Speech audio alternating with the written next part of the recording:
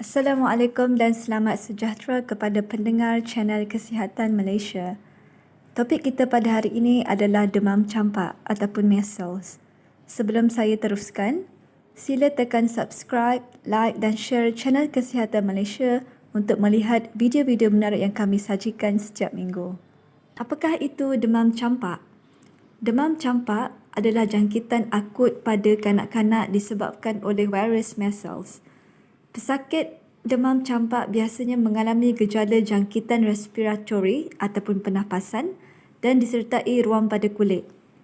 Penyakit ini sangat mudah berjangkit dengan orang lain melalui udara dengan titisan ataupun droplet tercair daripada mulut dan hidung semasa bercakap, batuk atau bersin. Walau bagaimanapun, kebanyakan kanak-kanak di Malaysia telah kebal ataupun imun pada penyakit ini sejak adanya program campak kebangsaan.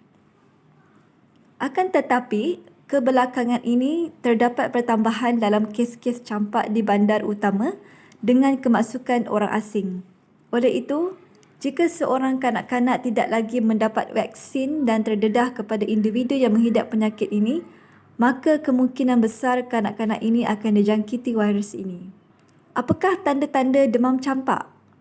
Antara 10 ke 12 hari selepas dijangkiti penyakit, pesakit mula menunjukkan tanda dan gejala demam campak seperti demam tinggi, batuk, selsema dan sakit tekak, mata berair dan sensitif pada cahaya, sakit otot.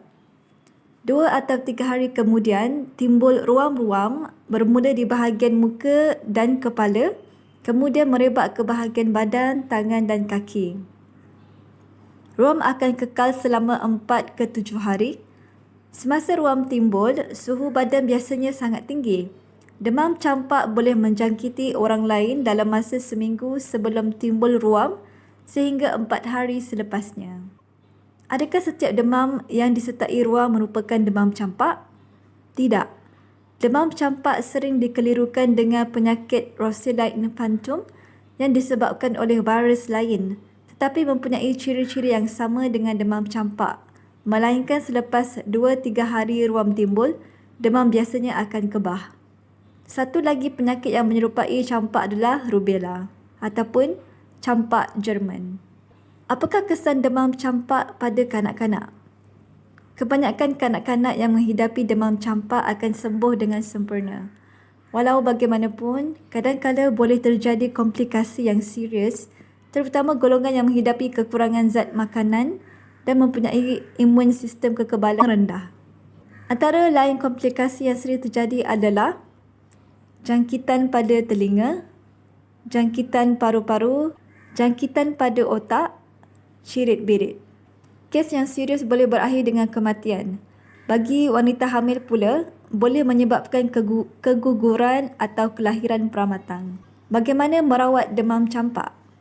Tiada rawatan yang spesifik, tetapi hal-hal berikut dapat mengurangkan gejala. Panadol untuk mengurangkan demam, hindari cahaya terang kerana ia menyakitkan mata, berehat dan minum air yang cukup. Ruam tidak perlu dirawat kerana ia akan hilang sendiri. Pesakit dinasihatkan untuk tinggal di rumah supaya tidak menjangkiti orang lain sehingga 4 hari selepas ruam timbul. Bolehkah demam campak dicegah? Boleh. Demam campak boleh dicegah melalui pemberian suntikan imunisasi MMR, measles, mumps and rubella pada usia 12 bulan dan kemudian ketika berumur 7 tahun. Adalah tanggungjawab ibu bapa untuk memastikan anak mereka mendapat imunisasi. MMR adalah vaksin yang selamat. Jika anak anda terdedah kepada individu dijangkiti campak dan belum lagi menerima imunisasi, bawa anak anda segera untuk berjumpa doktor. Pemberian vaksin dalam jangka masa tertentu boleh mengelakkan anak anda daripada dijangkiti virus ini. Terima kasih kerana menonton channel Manusia. Jangan lupa untuk subscribe, like dan share channel ini untuk mendapatkan video-video menarik setiap minggu.